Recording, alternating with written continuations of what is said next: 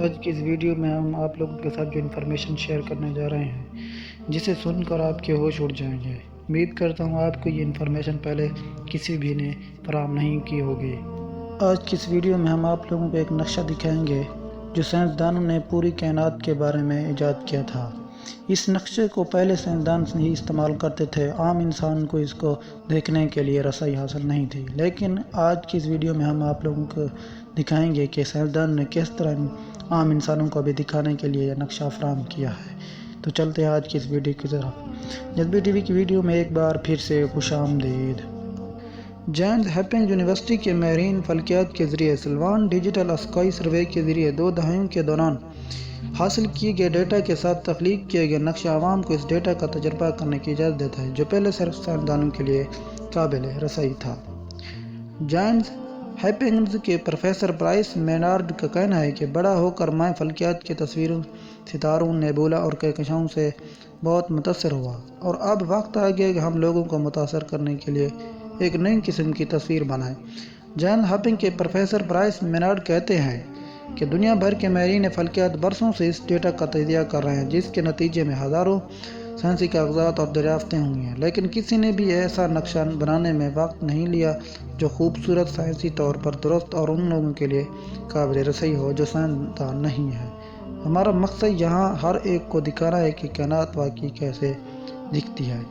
سلوان digital sky survey new Mexico میں واقع telescope کے ذریعے رات کے آسمان کو پکڑنے کی ایک اہم کوشش ہے۔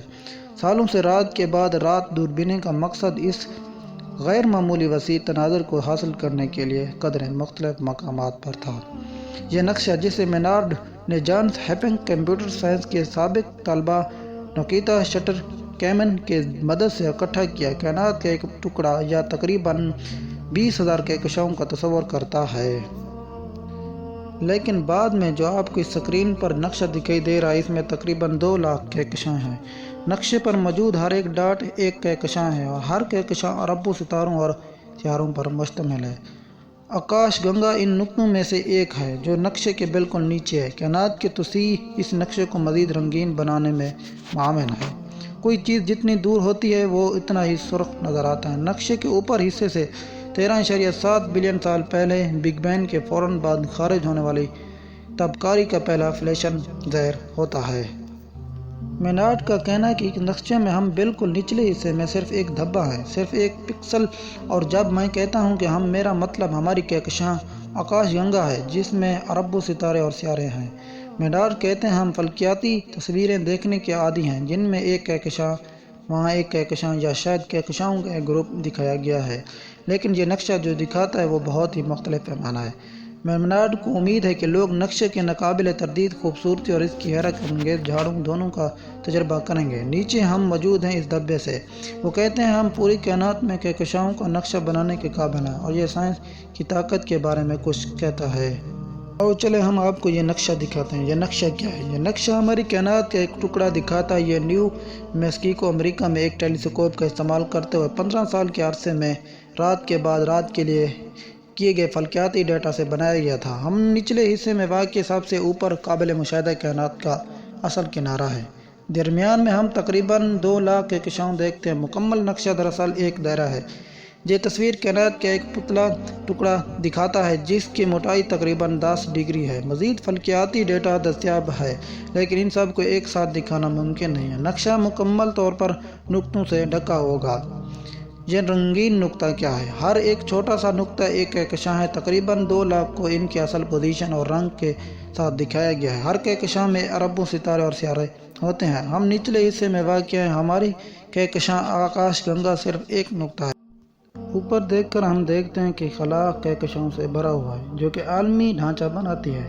ہم سے بہت دور یعنی نقشے میں اونچا دیکھنا مشکل ہو جاتا ہے۔ یہ رنگ کیوں تبدیل ہو رہے ہیں؟ کائنات وقت کے ساتھ پھیلتی ہے۔ یہ توسیع روشنی کے طول موج کو پھیلاتی ہے۔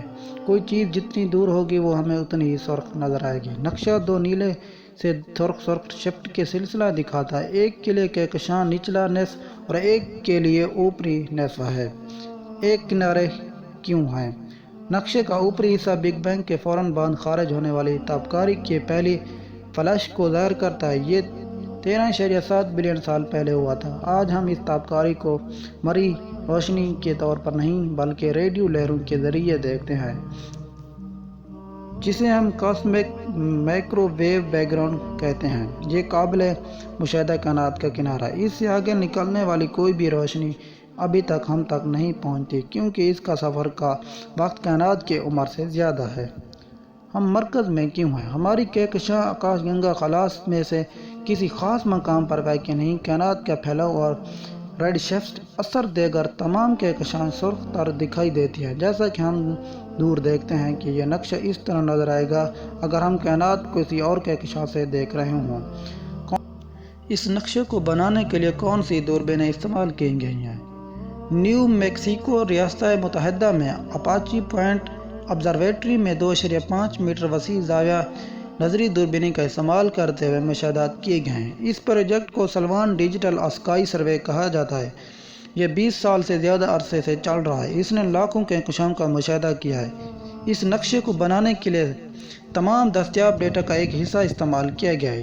یورپی خلائی ایجنسی کی طرف سے پلانک خلائی دوربینیں کا استعمال کرتے ہوئے کائناتی مائکرو ویو سے پس منظر کا مشاہدہ کیا گیا ہے۔